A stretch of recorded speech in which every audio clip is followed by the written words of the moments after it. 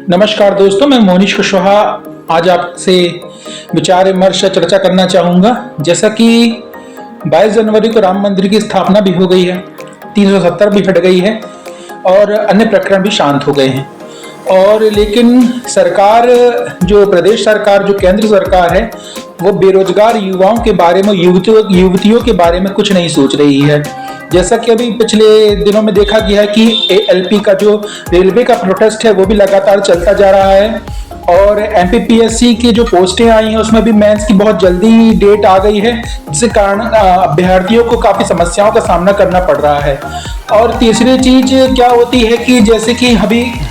वर्तमान में जो व्यापम के रिजल्ट है वो जारी नहीं हुए हैं, छुटपुट नोटिफिकेशन आते लेके जा रही है, कोई भी परिचर्चा नहीं की जा रही है। और तीसरी चीज़ क्या रहती है कि पटवारी भर्ती घोटाले की रिपोर्ट आ गई, लेकिन उस संदर्भ में भी राज्य सरकार शांत है।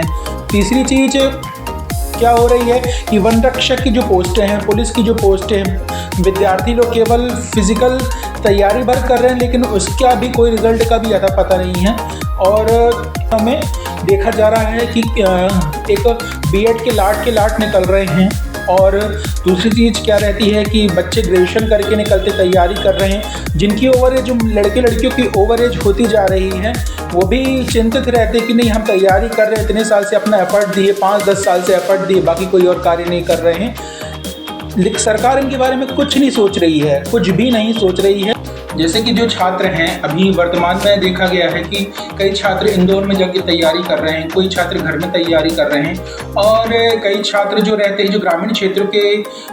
क्षेत्रों में जो छात्र रहते हैं वो मंडला की तैयारी करते हैं, जिसके कारण उनको काफ़ी समस्याओं का सामना करना पड़ता है। कुछ के पिताजी कृषक हैं, कुछ के पिताजी लेबरगिरी करते हैं, कुछ की घर की स्थिति अच्छी नहीं है, लेकिन सरकार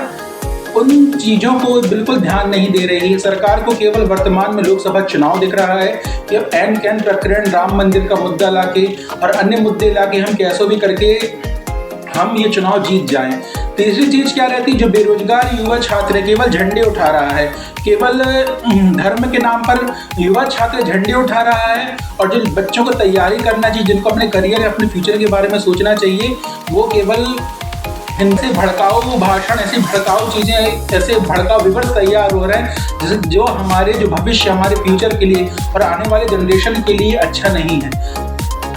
नेक्स्ट पॉइंट हमारा ये कह सकते हैं कि जैसे कि जिन बच्चों को भी तैयारी करना चाहिए, एसएससी की तैयारी करना चाहिए, पुलिस की तैयारी करना चाहिए और भी अदर एग्जाम की तैयारी करना चाहिए, तो कर रहे हैं। सरकार वो पोस्ट निकाल ही रही है। पिछले 5 साल से, जब से सरकार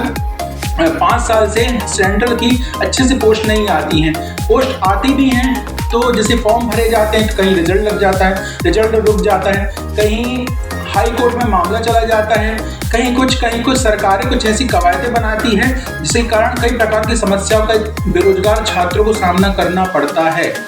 इसलिए सरकार से मेरा अनुरोध है और हर व्यक्ति से, हर छात्र से मेरा अनुरोध है, यदि कोई, जैसे मैं इस संदर्भ में बोल रहा हूँ तो कुछ लोग और हर व्यक्ति सोचने लगे, कुछ लोग अपन हिंदुत्व विरोधी हो जाते हैं, अपन सरकार के विरोधी हो, देशद्रोही हो जाते हैं, और जो लोग आवाज़ उठा रहे हैं तो आवाज़ उठाते तो उनको जेल में डाल दिया जाता है। मैं कोई नेता नहीं बनना चाहता, ना मैं कोई किसी प्रकार की पॉलिटिकल पार्टी से मेरा कोई कनेक्शन है। उद्देश्य मेरा ये है कि प्रॉपरली सरकार जल्द रिजल्ट जारी करे। राज्य सरकार और केंद्र सरकार अपने नोटिफिकेशन जो भी निकालते हैं, आप नोटिफिकेशन जो भी जारी करते हैं, 6 महीनों के अंदर,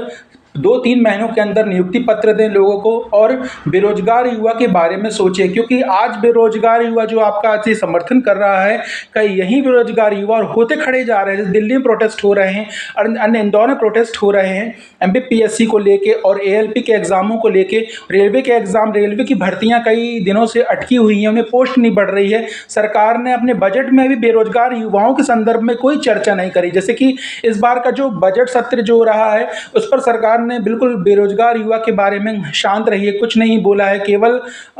नॉर्मली वो ऐसा बजट पेश करी कि चलो ठीक है, चलने दो, बजट है जैसा अंतरिम बजट जो पेश हुआ है। इसलिए मेरा इस देश की सरकार से, राज्य सरकार से, केंद्र सरकार से हम बेरोजगार युवाओं का अनुरोध है